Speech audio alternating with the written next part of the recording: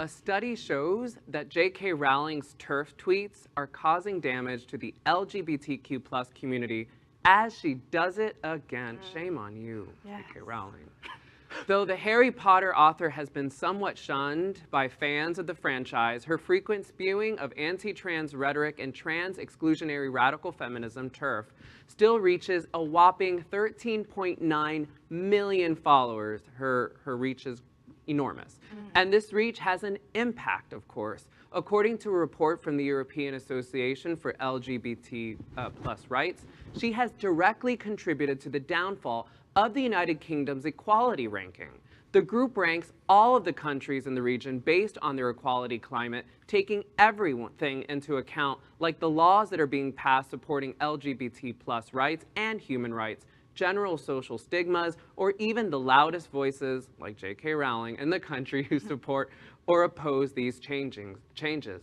This, of course, is where Rowling comes in. Despite the damning report, Rowling has not changed her tune or, at the very least, considered her impact.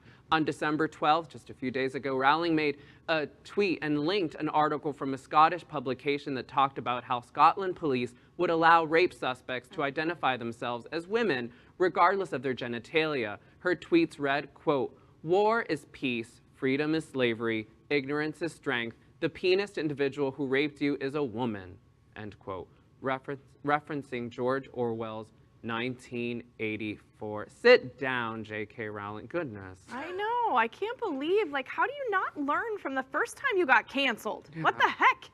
You know, my son was a huge fan of her books. And like to the point where I can remember us being on a road trip and he finished the last book and he's in the back seat. Now this is a 13-year-old boy child, and he is bawling, right? The books impacted him that much. And it's just so disappointing to me to see, especially with all of her followers still to this day, that she continues to just spew this hateful speech.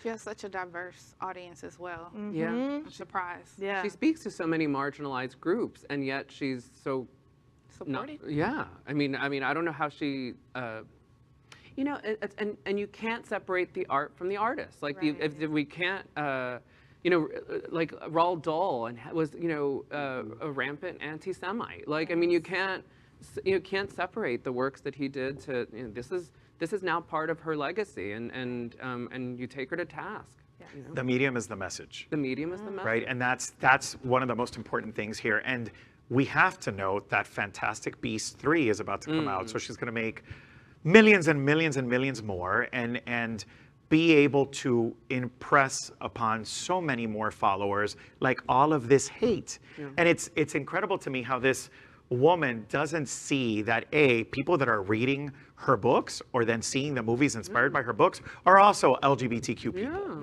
right? So I don't understand how she doesn't see that she's an author for us all, not for some people, for all of us. So J.K. Rowling, you have a responsibility. Hopefully now that soon will be on Roku, you're watching this and we can crap all over you in some way, shape, or form. What I would say is to all of the people that we know that are watching the show, don't go see Fantastic Beasts. No. Don't buy any of her books. Like, don't patron any of the stuff that someone like this puts out. Exactly. LGBTQ plus news is vital for our community and for the broader world as a whole. We have enough enemies at Fox News. Tucker, Sean, and Lara are loud. We need passionate allies. Happening Out Television Network, Queer News Tonight, and It's Happening Out are literally out of the closet and into the headlines. Our community needs your support. Like this broadcast and subscribe now to ensure the growth of the entire LGBTQ